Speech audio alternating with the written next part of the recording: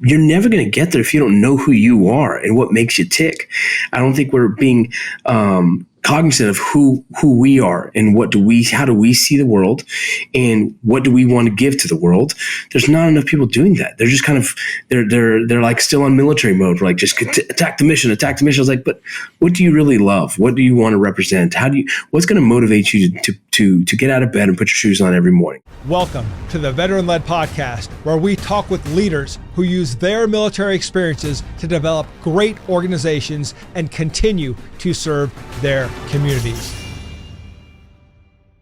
I never thought about joining the military ever. It wasn't anything in my mind. My father was in the military, and I just never thought it was something for me. And then I played college baseball and I struggled my academics, and eventually, I lost my full ride scholarship. My family wasn't in a position to pay for college, so that wasn't going to happen. And so I needed to kind of have a plan B. At the same time, I had a daughter who was born, and kind of my life kind of felt like it was falling off the tracks, and my brother was like, maybe you should look into the military. I was like, okay, fine. Let me look into it. I started watching movies and kind of Googling, just doing my thing. And I watched Black Hawk Down, and I was inspired by that. I was inspired by man, how scary that would have been. And do I have that ability? Do I have the guts to take the fight to the enemy? And so I told myself if I was going to do it, I wanted to pursue it at the highest level I possibly could. And so just by the chance of taking the test and I scored a 108 on my GT score, I was able to apply for an Army Ranger contract, which at the time it was called an RGR contract, but today would be called an Option 40. And so I joined saying, let's go to war. Let's do it infantry. Let's just see it just dead on and see if we have the guts to do it. And that's what I did. And eventually you decide, I'm not staying in forever. Several combat deployments, a great career.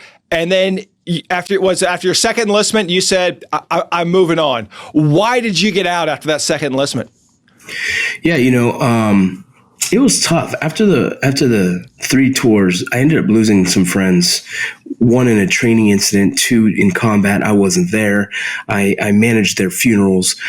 And a lot of that had an impact on me. And I thought, if I applied myself like I did in the military, in the civilian world, I could imagine what I could accomplish. I wasn't sure, but I felt like I had more to do. And I felt like I could do more outside of the military because of the constraints of it and what I mentally wanted for myself. I just wanted more. When I got off of active duty, I went into the reserves, kind of had my foot in the door. Also, the medical insurance was good for the family. It was kind of like, well, it's cheaper to stay in for my family by doing medical insurance, so let's do it.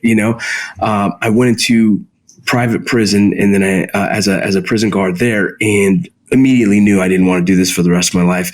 And so when I applied for the Border Patrol and got that, I felt I was pretty secure in what I wanted to do in my life, do federal law enforcement, make it good money for the family, and continue to provide service for our country on our own soil. I really felt that the next big threat was going to come from the southern border. And instead of being deployed and gone for my kids all these years, I could actually kind of do it on our own soil. And so I was very blessed to be able to accomplish all that and to be able to kind of provide that same service that in my heart I wanted to provide, but now in our own country. The message that you send out there, I think is crucial to veterans, especially veterans that are looking for a bigger future after military service, is that, hey, look, your military service mattered. Not everybody's a special operator like Vincent Vargas, as you said. Some people are cooks, but that doesn't mean you didn't serve. And for some of us, we didn't get the same opportunities, right? We get it. Like some people were Cold War veterans, some veterans are Cold War veterans, some veterans did not get the opportunity to deploy, but you make it pretty clear, like don't look down on your service because you didn't have those opportunities. And I really appreciate that message. All those positions matter. And I really appreciate your message, which is, hey, go out, write the book, do the thing, whatever. Your service mattered, and it's helping you to become a better person, and more importantly, a better leader. I think it's important for people to own who they are and be very proud of what they've done. Anyone who's served to me is like, especially in the last 20 years, you've signed during a time of war, like that takes balls, right? And I find that to be like endearing. Like what a beautiful statement that they've just made for themselves, say, I'm willing to serve this country, especially during a time of war. I just appreciate that. When I was young and, 2007, got out of the military, I probably didn't say I had the same, thought, because I was very immature. But now that I've seen it all, I understand the world, I'm like, man, I really appreciate anyone who's ever just provided service. And people really need to just be proud of what they've done and proud of themselves, of their own accomplishments. We're all so different. We all have very different upbringings, how we were raised, where we were raised, different socioeconomic positions. It's all different. And so we should be very proud of our own position and the strides that we make in life. And that's kind of what transitioning out of the military was for me, was like, I'm just proud of where I'm at and how far can I go? And more as a statement to, I want to make my parents proud because what they've been able to afford and give me. Let me turn around and show them out of respect and how far I can go. And it wasn't about a military thing, and it wasn't about holding on to the title of being a Ranger. It was just really, that was a good accomplishment. What else can I do? And it's just, I wanted to keep chasing it. It's kind of a curse in a way. I want to keep chasing big things, Yeah, and you keep building that bigger future. Border agent, actor, right?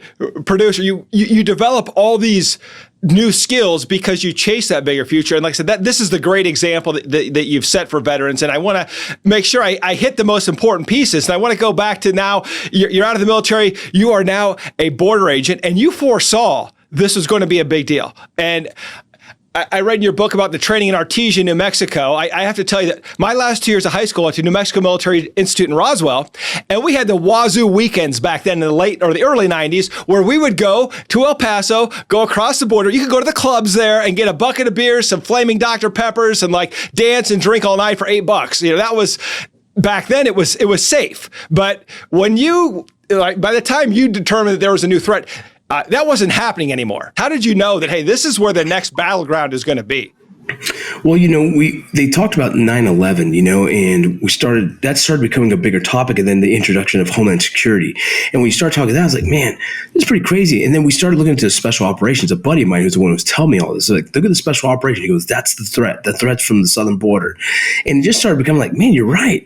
And as that started becoming a bigger conversation, now I'm working on the border, and I'm thinking like, maybe I'm going to catch someone massive that comes through, some terrorist cell or whatever the case is. And, I think we all kind of think like we're in a position to really stop something.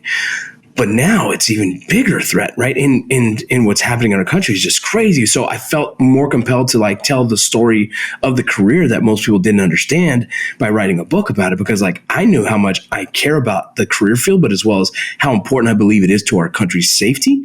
And so I thought, the best way of explaining something that is kind of foreign to a lot of people who only see what the news headlines tell you about them, to kind of give a better understanding of what the career field is. I was almost inspired from, originally I read Inside Delta Force by Eric Haney back in the day, and it inspired me like, wow, that's a really good book about Delta, because I had no idea. Well, then fast forward, I'm like, well, let me do my version of that, and let me write about the Border Patrol that most people don't know about. I was blown away by the training, the selection process. I didn't realize this is a 2-year process just to get selected, and then maybe you'll make it through. My experience has been, I know that National Guard units got deployed to the border. I know that things blew up and flared up, but I really didn't understand the level of training or the level of complexity of the missions that you guys were handling. I mean, it's the book is an eye opener. It's an extremely dynamic job, and you can get into as much work as you want. As hard as you want to work, you'll find work. It is a constant thing that someone's trying to either smuggle drugs or smuggle persons across the border. It's constant. It happens all the time, all day long. There's very little times where it's not happening. Or you can come up across something that, tunnels. People are finding tunnels, right? You've heard all the stories, but the job is so dynamic in how it works, and that you never know what's going to happen any day. The misunderstanding, right? Why would someone whose family is from, I believe, from Mexico, correct? Who I believe relatives in a past generation came over illegally, but you're here now saying, no, I'm here to support and strengthen the border, and the conflict around that. How can you be the guy that's here because your family broke the law, but you're here to uphold the law? How did you deal with that? That's the hardest, answer I have to give to people, because to explain to them, at a time when illegal immigration wasn't kind of an iconic situation. Right now, it's the biggest thing we've had to deal with in years. back then, it wasn't uncommon to cross the border or come back. There wasn't an established border per se, but there wasn't these policies that were making there was a threat. When my grandmother came across illegally and she stole the identity of her sister, right? It was just part of like, well, let me just get the benefits of what America is. Why? Well, because they believed in America and they wanted an opportunity in America. They wanted to continue to have. And when I say opportunity, they were migrant workers. It was just to work in the fields to make enough money to eat. And so my grandmother believed in America so much so that she was willing to steal the identity of her sister to come to America. And furthermore, her kids serve in the military to continue to respect the country that gives them opportunity. Her willingness and the family's willingness to invest back into the country is a form of gratitude. And I felt it would be disrespectful for me not to continue to believe in that same ideology. They wanted to invest in America because of what it's given them. These days, I don't know if we have that same idea. My family assimilated. Now, when I say assimilated, that doesn't mean we lost our culture. You know what I mean? I know all my Mexican culture. I know the ethnic foods that we have and the different things that we celebrate in our families, and the food, the music and everything. I know my culture, but we still assimilated to America in gaining almost the gratitude of continuing to invest back into it.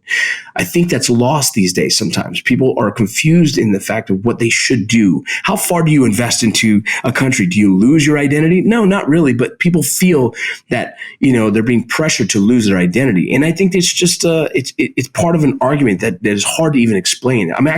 That's what the next book I'm working on is trying to explain culture and how we as Americans, we have to have borders, but two, we have to understand as a Latino man coming to America, I'm not turning my back on my culture. I'm gaining and changing and evolving with culture. I want my kids to have better opportunity. I want my kids to be more educated. My parents couldn't pay for college. My kids are now afforded the opportunity to go to college, and hopefully their kids will never have to worry about that as well. And we advance socioeconomically as a generation and generational wealth in a sense of giving them a better position in life. My daughter is going to law school now, and that is such a big jump from my mother who picked fruit, who picked cotton as a kid. That's a massive generational jump that her kids will never know what it's like to have to work in a field just to be able to afford food. That's a beautiful thing, and that's what America gives us. And if you don't invest into America, well, then we start to lose these ideologies, right? We start to lose the kind of the cornerstone of the foundation of what we're built on, the land of opportunity. How hard do you want it? How bad do you want it? Work for it, and you can make it happen. And I think that's why I really stand on this. I really believe it. And at what point did it change then from, hey, this is the land of opportunity. Anybody who cares about their family wants to give their family a better future. So of course it makes sense that this was happening when your family came over. But then there was this paradigm shift where it wasn't just about a better future. It was about getting drugs out over here, human trafficking, and then terrorists coming through our borders. When did that change? Historically, when did that change happen? I think that's been happening. I think we started really focusing more on the homeland security aspect of securing our borders because of 9/11. That really is with the implementation of 9/11 of homeland security. We started to realize gathering a lot of intel. There's a lot of terrorist organizations using the southern border because it's vulnerabilities. And when we learned that back when we were in Iraq gathering intel from a mission, you're like, trace it back to crossing the border so that's old news, but it's now becoming more prevalent because of the massive influx of immigration. You're starting to think of just the numbers, by just the odds of the numbers. If 1% is an outlier wanting to do harm on our country, that's a lot of people coming to this country illegally. So it becomes the biggest fear that we have is a porous border, essentially, or also a porous border policy can create more issues in America by the fact of allowing or loosely having policy that kind of creates an easy stream of access. This becomes the biggest threat America has right now. And that's a fear, right? That's a fear of mine, knowing that the numbers of as you apprehend individuals, those who are trying to get away, and you do catch them and you do the background, boom, you find out that they do have connections to terrorist organizations. This is one of our biggest threats. And so it's a big challenge right now because we're fighting against, it's a political battle, which it shouldn't be, right? This should be an American kind of, we need to protect our country. We also, as a country, need to allow legal immigration. And we do. We allow 1.5 million legal, last year was 1.5 legally admitted migrants into this country because they went through the proper channels. That's a beautiful thing. That's what America's built on. But at one point, our borders became so vulnerable, and the cartels and smuggling operations has created this area of mass chaos that becomes a very concerning area for our country in vulnerabilities, if you will, in the sense of potential threats when it comes to terrorist organizations. And so, yeah, it's a big concern. It's interesting. It seems that the uptick in cartel activity, right around the time that we're worried about terrorist activity, it all seemed to be happening at the same time. And as a criminal defense lawyer, I handled several federal criminal cases where there were individuals coming from Mexico who, were grabbed by the cartel, who didn't have any other future, said, hey, you're going to get across the border and you're going to take this dope with you and you're going to get it delivered. And if you don't, I'm going to kill your family. Yep. And they were, they call it plato y promo, right? They say it's silver or lead.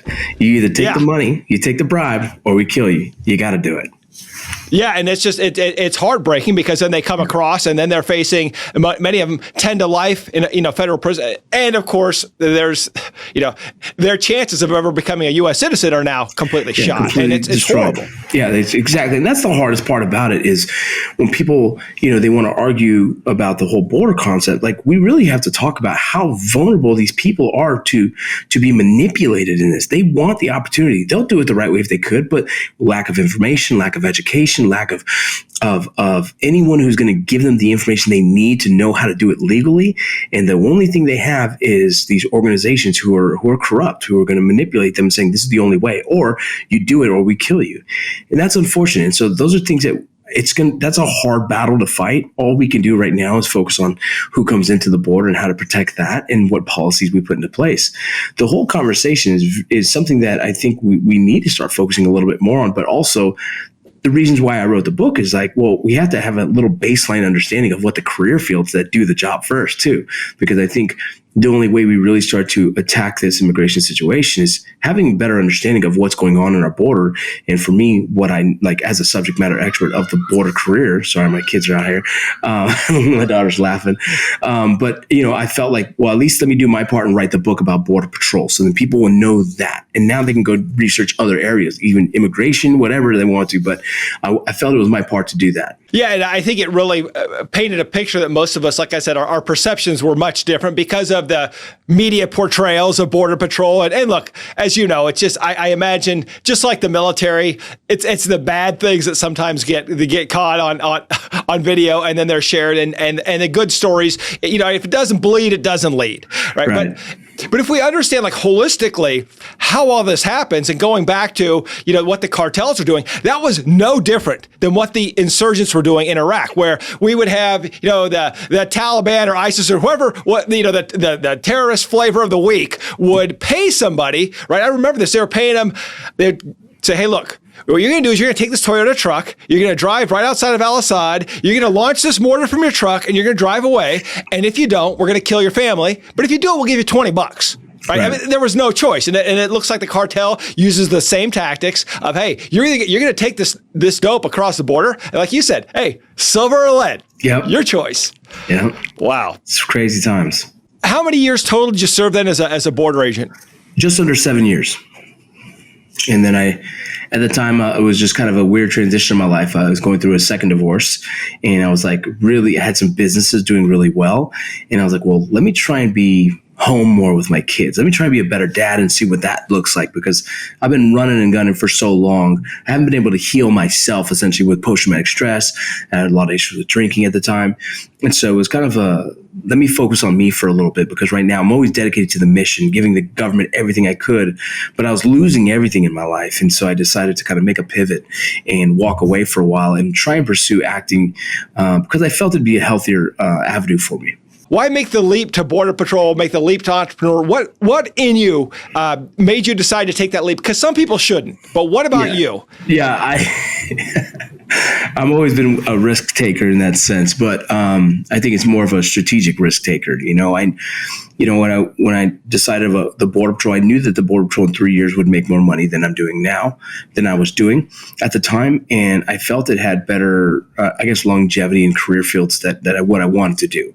I wanted to kind of look into the tactical medicine. I wanted to look into the special operations teams, as well as I felt like it was kind of a day in, day out, exciting kind of job that I thought would fit with my personality, and it was, right. And then the same thing when I chose to leave the Border Patrol, I already had a business that was matching paychecks with the Border Patrol, and so it wasn't just a whim. I didn't just leave and say, okay, we'll figure it out. Like, no, I knew I could cover my bills. I knew my family was fine. It was just emotionally, am I ready to take that jump and risk it? And I felt financially, if you had the money, why wouldn't I just risk it? I could always go back if I needed to. And so, like I said, it was a calculated risk. I knew what I was doing, and I went for it. It's the same as, going from acting to writing, and everything I do is just kind of like a really calculated what do I want to do for myself, how far do I want to go, what's the longevity possibilities, and then will my family be fine? If they are, then we take the risk, and this is something I do quite often. So how did you start your entrepreneurial career while serving as a Border Patrol agent? What was the first moment where you thought, wow, this might take off? How did you get started? We did some YouTube videos. My friends invited me to do YouTube videos. I said yes. And behind the YouTube videos, we marketed a new T-shirt design. It'd be a military kind of focused design. And we put out a video, and the first one I think was called Tactical or How to Be a Veteran. One of those. It was just funny, making fun of ourselves essentially. And the shirts would sell. As soon as you put the video up, I ran the back end of the site, and ping, ping, ping, ping, my phone's going off, people purchasing shirts. And I was like, this is crazy. I remember one night I woke up and we sold $100,000 worth of shirts in like about an hour. And that's when I knew. I was like, oh man, this is we got something real here. In our first year in business, we made 1.5 million, second year, 2.5. And so, we had a viable company. It was doing really well. There was a lot of things we did wrong, but there was a lot of things we were doing right. And, it fired me up. It was exciting. It was exciting to do something, try and understand that, solve that problem, right? That business is nothing but like a problem solving.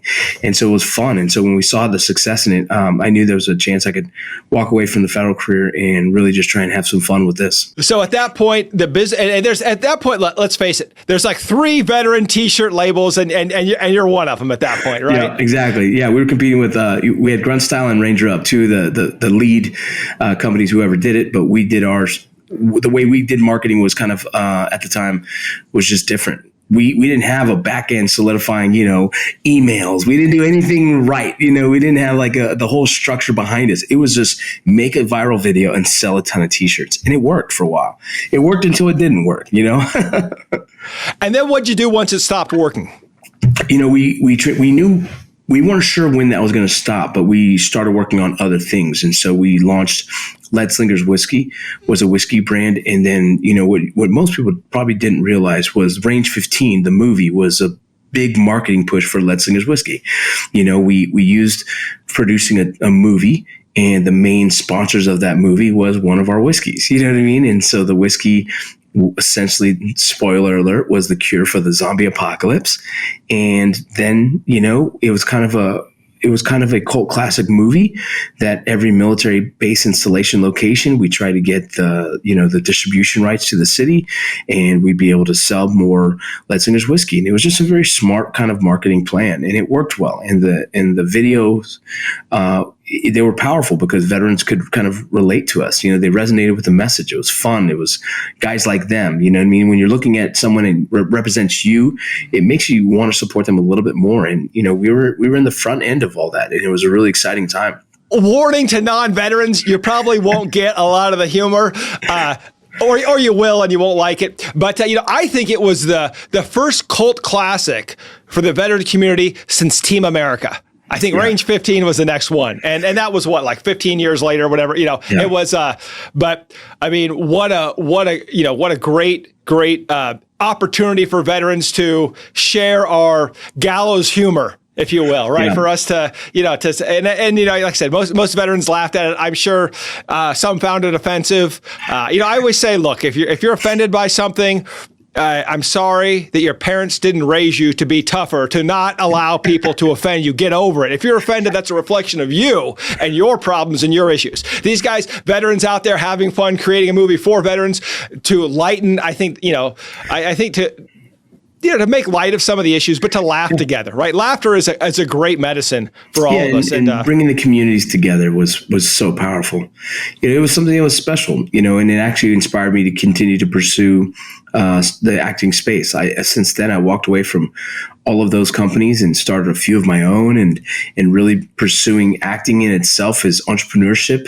I am I am the product, and I have to market myself. And so, it inspired me to kind of continue to pursue the messaging, right? And as being someone who could hopefully write the next movie that would be iconic in the veteran space or the law enforcement space or whatever space, And so I've been very inspired to continue to do that. Right now I'm working on bringing my book to hopefully a television show concept.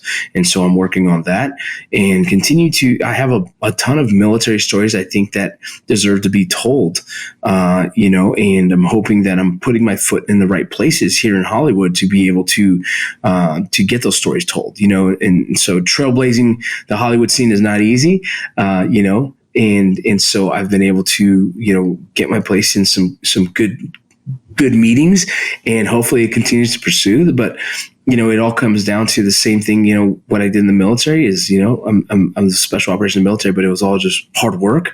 Then becoming in the Border Patrol, hard work, and then in the acting space and in writing spaces, hard work. And so I've been very fortunate to continue to see a target that I want to kind of acquire, and I pursue it. So for veterans looking to going into acting, I mean, you got a winning smile, I can tell you that. But how did you get the role in the Mayans? I think that the show's been 7-8 seasons now, and it was pretty successful. Right place, right time, right look. I tell people I had the training. I did 2 years of college in theater. I did 3 years of YouTube kind of improv comedy essentially, but it worked. And then I produced a couple things on my own as well. And so, I had a good foundation, just enough to get in the door. Right. And when I was able to get the audition, that was enough to close it, and so I was given, a friend made a call for me to get me the audition, which is very, very rare, but it happens. And I've done the same for other veterans, and some of them landed it, some of them didn't, but for me, it's right place, right time, a little bit of luck, a little bit of talent. And I'm now just pursuing other things. The show is over. I finished the show as one of the writers on the show as well. And so I was able to kind of move up that echelon and get myself in positions that I never imagined. And so now we are in a position right now where we're pitching television shows, we're writing, and we're hoping to get something new. So for a lot of listeners that think that acting is easy and it's just a talent you're born with, right? I got to tell you, I was an English major at the College of William and Mary, and I studied. I didn't really know I started with history. I didn't know what I wanted to do. To be commissioned as an officer, I had to take some math classes, but I could choose whatever major I wanted. And I really wanted to learn how to write and write well. And I absolutely loved reading plays because it was the show, not tell, right? This is really how we capture, I think, an idea is not just in the words, but in actually presenting those words vividly in three dimensions in real life. And so I really enjoyed reading the plays, and even tried to write some, took some theater classes, took some acting classes, and it's tough. It's tough to write. Yeah. It's tough to do. It's not like you just show up and you wing it. You got to read the script over and over, change it, adjust it, and do it again and again. It's almost like military rehearsals. You can never do them enough. Yeah. Most people don't. I mean, it's funny. I have a lot of people be like, "Hey man, I want to be an actor." I was like, "What have you done?" They're like, "Nothing." I'm like, it's crazy. It is not natural to do it. It's not natural to to play someone that's not you, to play a completely different character, to change your demeanor or falsify your emotions, you know what I mean, for a moment. It's not normal. There's a process. And so throughout the years, I've developed a very good process that works. And it's always evolving to learn how to be better at it, from being emotional to learn how to cry, to learning how to be angry and being able to shut that off when you go home.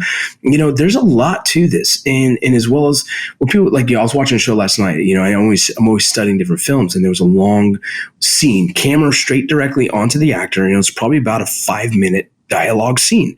And my daughter's like, did he have to memorize that? I'm like, oh yeah, but you don't just memorize the words. You have to emotionally know those words. You have to emote the emotions in that while cameras are watching, while 30 people are doing their jobs behind you. And you have to give everything you can to make that the most believable moment. And she goes, that's hard. I'm like, it is. It's absolutely hard. It's challenging. And I think it's beautiful as well. It is an art form that I find to be therapeutic for me. I think a lot of veterans would really find therapeutic value if they dig deeper into the theater, because it allows you to have emotions that guys like me and you might want to shut off at times, because we were raised a certain way in these alpha bravado groups, that we probably aren't allowing ourselves to get emotional because it's like we shouldn't, you know, in moments. And I found it to make me human again. And that's not easy for a lot of guys to say. It's not easy for a lot of guys to be vulnerable. And so the acting is not easy. It is an art. It is a skill that you have to work really hard at. And, you know, and again, I love it, man. I think a lot of veterans tried it. I think they'd find a lot of therapeutic value in it. You know, one of the things I've learned as a trial lawyer is the most powerful person in the room is the most vulnerable. And I have found, you know, look, when I get into a great cross-examination and I am just in the moment, I'm in the zone, right? Like I can just feel it, right? It's all coming through me. I'm just, you know, there's no better. It's like flow state, I think some people call it, right? Yeah. But I just feel it all coming through, and I know every word, and I'm ready, but I haven't rehearsed, you know, I've rehearsed it as an outline, but word for word, right? I am going to adjust in the moment to get the feeling right, so that the jury can see the emotion that they need to feel to really understand the story. And for you, I had some experiences where I couldn't get into the zone. You know, maybe it was a tough witness, or maybe it was a tough subject matter, and I couldn't do it. Is it the same thing in acting, where sometimes you have days where you just are not in the zone? Yeah, you know, we have the fortunate position to be able to do multiple takes, you know, and I've learned I'm better after, you know, 3, 4, 5 takes of someone else's takes, because now I'm in the moment of it, you know, and I'm allowing it to kind of brew. But when you first get on set, you know, it takes a few to kind of get it out of your system. Be like, okay, I'm here.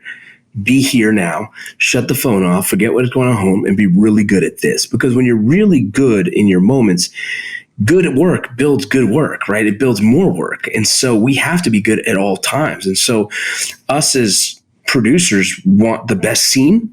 And so we allow the actors to take multiple takes. And once that take is perfect, we go back and edit the best version of that. And so, because we need the best, you know, we need people to see the best version of what we've created.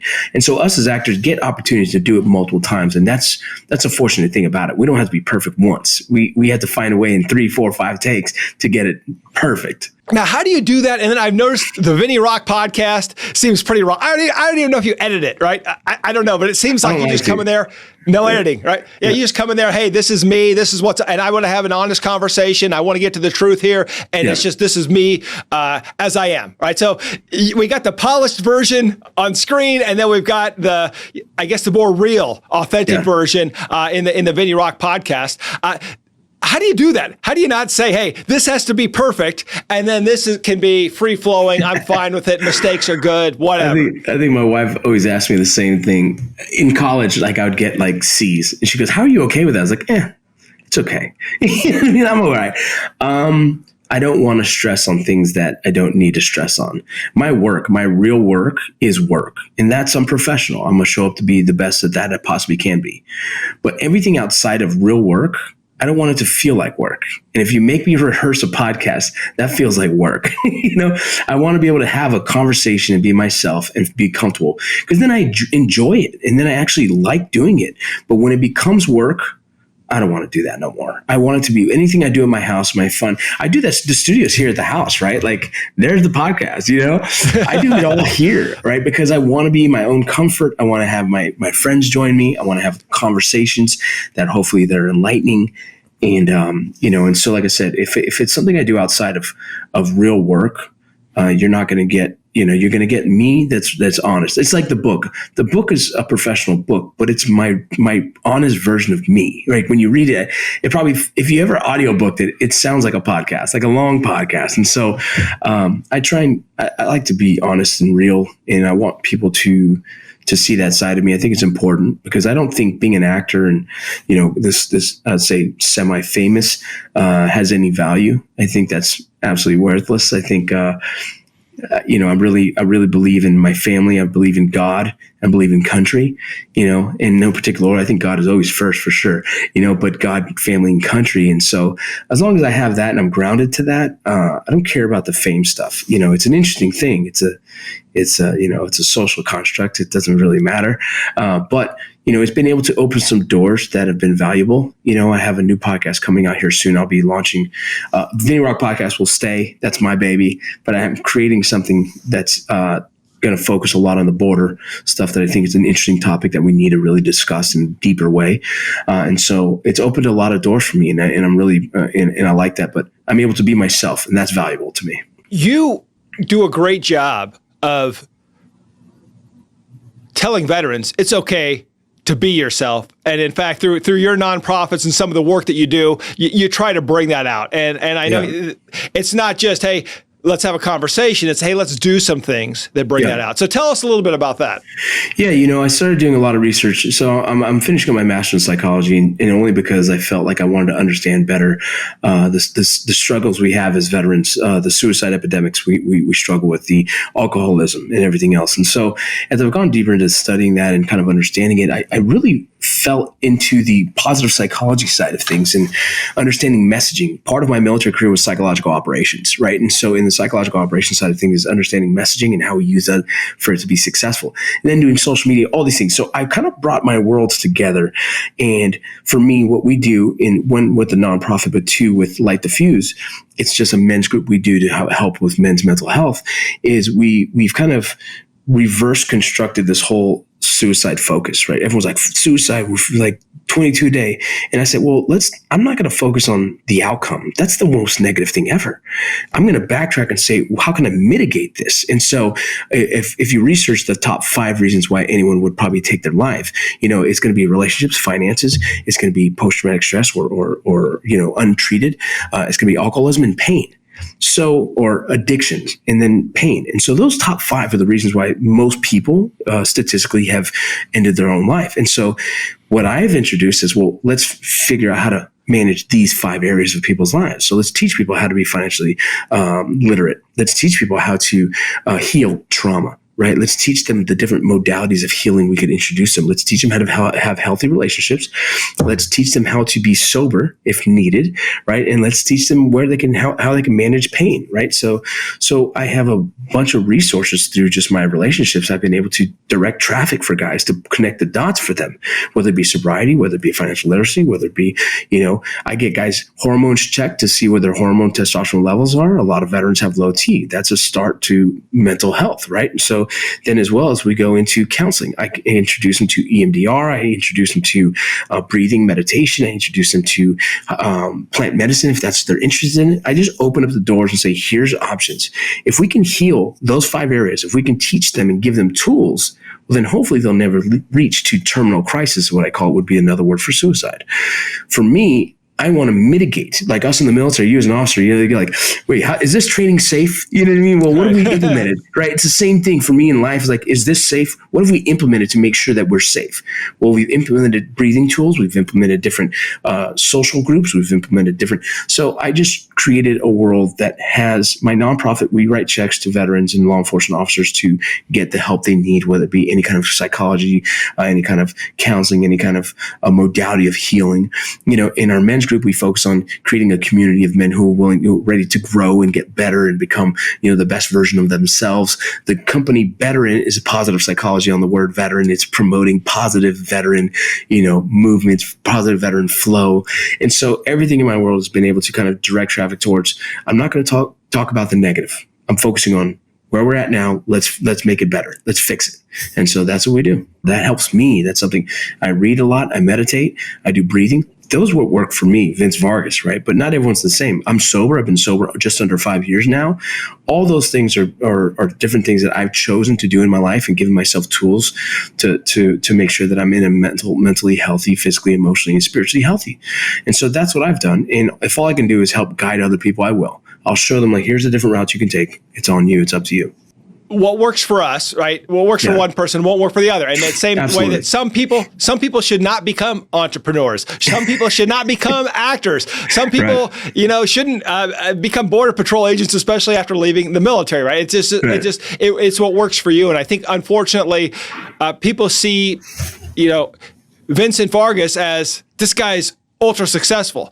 Army Ranger, border agent, author, actor, producer, entrepreneur, seller of t-shirts and whiskey and the guy's done everything. And I want to be like him. And I think, you got to be like you. And it doesn't always work for everybody. And how do you help veterans that are looking for that? Say, hey, what's my path now, Vincent? I'm no longer in the military. I don't know where to go. Because it seems to me you always knew where to go. Yeah, I mean, even when I wasn't sure, I kind of faked it, I guess. A lot of guys, they always say that, right? They're looking for their purpose, and for me, the only thing you do is find that in yourself. I tried a lot of things. I made a post one day. It was like 18 different jobs I had before I was an actor. You know what I mean? Like, I've had a lot of things. I tried a lot and figured it out, but you're never going to get there if you don't know who you are and what makes you tick. I don't think we're being cognizant of who we are and how do we see the world and what do we want to give to the world. There's not enough people doing that. They're just kind of, they're like still on military mode. We're like, just attack the mission. I was like, but what do you really love? What do you want to represent?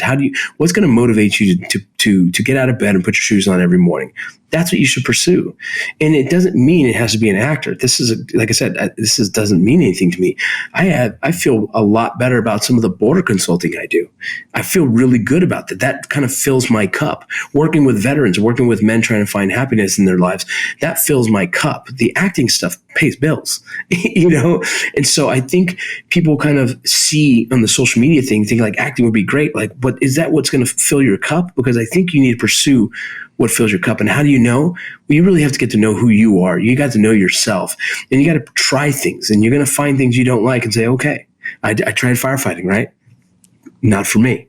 And so that's the only way I've been able to find it for myself. And I think I'd recommend that for others, to really just dig deep and really find out who you are. Like, you knew you wanted to be a lawyer, right? Like, did you have any other questions in your life? Maybe, and we all have to kind of go through that ourselves. So let me get to the hardest question before the after action review. The one thing that you admitted you struggled with in the book, and we have all struggled with this when we've left our families to deploy and coming back, and that guilt and making sure that we're taking care of our families, but also understanding that we've made decisions that have taken us away from our families, and now you have 8 kids and this full career, all these things going on. How do you manage it? How do you prioritize? And how do you not feel guilty about all the things you're doing to pursue your career when you have all these? Look, I got 4 kids, so I'm like, it's tough. Yeah. So how do you prioritize and not feel guilty? There's times where I'm going to miss things. I think our families have been really good about no hard dates, so we don't focus on the hard date of like our anniversary or my birthday. Whenever we can celebrate it, we will. And so that's been really good for the family, because we don't get emotionally invested into like, oh, we didn't get to celebrate my day on my birthday, because my schedule is a little erratic sometimes. Sometimes I'm in LA filming for a birthday, so we'll celebrate that Saturday and I'll fly home. In 6 years of filming Mayans, I flew home every weekend, or I drove home. That was me saying, I won't do what I used to do. I won't say, hey, I'm going to stay and just hang out with the guys, right? Because I used to make the decision to volunteer for missions, volunteer for training just to go because I didn't want to be home. I wasn't happy. Now I'm happy. And so I find everything, any way I can to be home. If I'm done with work away, then I'm flying home immediately, going home to sleep in my bed. And so I make conscious decisions daily to make sure that I'm home as much as possible. I got to take my son to school today. That was a blessing, and so I genuinely make every decision I can to make sure that I'm going to be home. But I don't feel guilty if I have to work. I am the breadwinner of the household. And so this is part of my life. I've accepted that as my life. I will miss things, but I'm hoping my family can stay gracious enough to change dates, shift them around a little bit.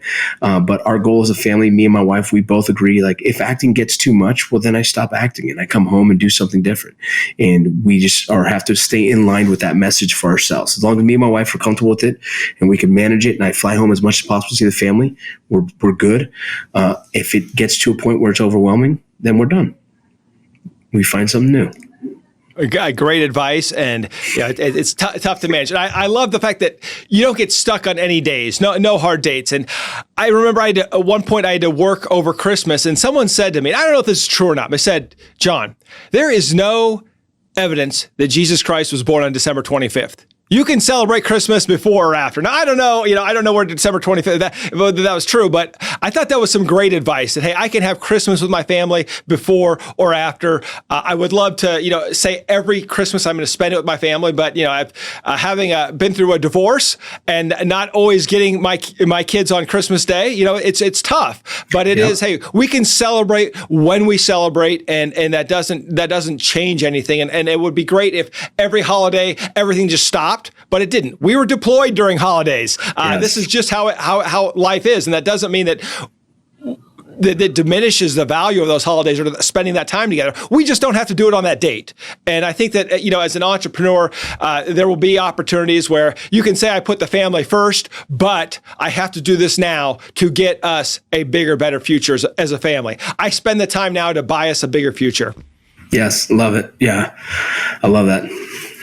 So here's After Action Review. We haven't talked much about leadership because your whole life has been a master class in leadership and doing what leaders do, which is pursuing your future and the future that you want and taking accountability for it. So let's go. Top 3 leadership lessons you've learned in the military or otherwise, and the 3 worst examples of leadership. Top 3, leadership equals love. My squad leader who passed away, he never said that out of his mouth, but that's what I felt. And that's what I've kind of continued to take with me. Leadership equals love. That is so valuable because they care for me. They don't want me to do things because they just want me to do it, but they want me to, because they care for the future of my career and the future of the organization. I think that's very valuable. Another thing is, my leadership used to do everything with me, do every push-up with your soldiers, essentially, right? There's times when I understand disciplinary action, but it's kind of like if you're in there digging the foxhole with your dudes, that's so valuable to see them. It's like dad. I always think raise your kids like you raise your soldiers and raise your soldiers like you raise your kids. You won't be wrong in the sense where me as a leader, I have to lead by example. So if my son is scared of the dark, well, I don't tell him, go turn on the light and go look. I say, no, follow me. I'll go turn it on. Come look. Let's look under your bed. Everything is safe. And so leading by examples is such a valuable thing. And I think everyone should be doing that. And I said, leadership equals love. Lead by example. I just find any kind of leadership that genuinely cares about their youth, just as much as they care about themselves. It's like a father as well. I think that to raise your kids or raise your soldiers like a father, I think leadership and being a father is very similar. And if you don't get the chance of being a father, it's hard to explain this, but I'm willing to die for my kids as much as I was willing to die for my soldiers. I want my son to be more successful than I ever have. I have no jealousy. I have no resentment, nothing. I want to teach him everything. I want to give him all the tools. And as leaders, I think who are afraid to give all the tools are afraid of someone taking their position. And I think that is not what a dad would do. A dad would say, have everything, son. Here's all the information, all the tools, anything I've ever learned, go be successful. And I think that's one of the best leadership traits you can say. So lead with love, lead by example, lead like a father. And you do that and you're very altruistic. You don't hoard information. You're the guy that shares the information and gives it out to the world. Hey, if I did it, you can do it. I'm not holding anything back. And that's one of the things I greatly respect about you. Now, the 3 examples of bad leadership. Oh man, I had some bad leaders in my life. I think that which makes us really respect our good leaders even more. I've always hated some of the leaders in my career that would punish you because they wanted to punish you. It was like their position was in charge of you, so they wanted to make sure that we knew that. And by degrading us, by abusing us, essentially bullying us, I think a bully of a leader is that shows insecurity. Right, that's an insecure person, and that's not someone I want leading me. So I think an insecure leader. I had an insecure leader who was just a terrible person. I had a leadership one time that was beating me, that was hitting me and beating me with sticks, and thought it was funny. And I found it to be like, if I wasn't wearing this uniform, I would take you out back, and And it was like, but I couldn't because of my rank, and I didn't want to lose. I didn't want to get kicked out of Ranger Battalion because I worked so hard to get there. And if I told on him, I would be a punk, right? And so it was like I was in a position where I couldn't do nothing, and he would whip me and beat me. And one day I did say something, and I got in trouble for it. But in the end of the day, I was glad I stood up for it. But I always thought about that leader, and if I saw him today, I'd probably still say, "Hey, bro, remember that? I got something for you." That's tough leadership, and I think the leading by example, someone who doesn't lead by example, those are hard people to follow. Those are hard people to go to war for. Someone who, doesn't meet the standard of what you're supposed to be, right? Law enforcement officer who is probably out of shape makes me nervous as like partners that I've had, and that's a leader is like, man, you make me nervous as a leader. I'm going to have to defend both of us in the event we get into a firefight. You know what I mean? I'm going to have to carry you out. So those are the things in leadership that I think if you're not leading by example, that's a tough one. You know what I mean? If you're an insecure leader and so you show that by being abusive, that's another one. So those are probably the ones. I would be an insecure and abusive and someone who's just not meeting the standard. Wow, all great examples, and we all know those leaders. We've all seen them. Sometimes it's not with a stick; they just abuse you with their authority, and it's unfortunate. But that's, I think, across the spectrum. This is the great thing about being an entrepreneur, right? You got to lead yourself, and you've done that extremely well. Well, we're at the end of our time today, Vincent. First of all, how can people get your book, Borderline? Is it through Amazon, or where do you prefer they get it from? Yeah, you can get it on Amazon. You can get it on Barnes & Noble. It doesn't matter.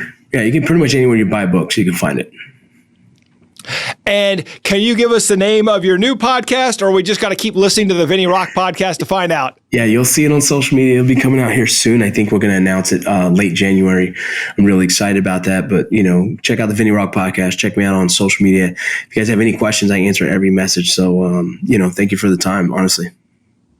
And finally, for the veterans that want to get involved with some of your nonprofits, how can they get a hold of you? Yeah, you can hit me on any social media. I think I'm more responsive on my Instagram, vincent.rocco.vargas. But you can find me anywhere. If you guys want to get involved, you guys want to support, you guys want to be a part of it, please just message me, man. We'll make it happen. Thank you for everything that you do. And as a true leader, you always give back. You gave back to my team, gave us a great speech, and you've given me a great gift on this podcast. Thank you, and thank you for all you do for our community. You are a true inspiration to the veteran community. Thank you very much. I appreciate the time, honestly.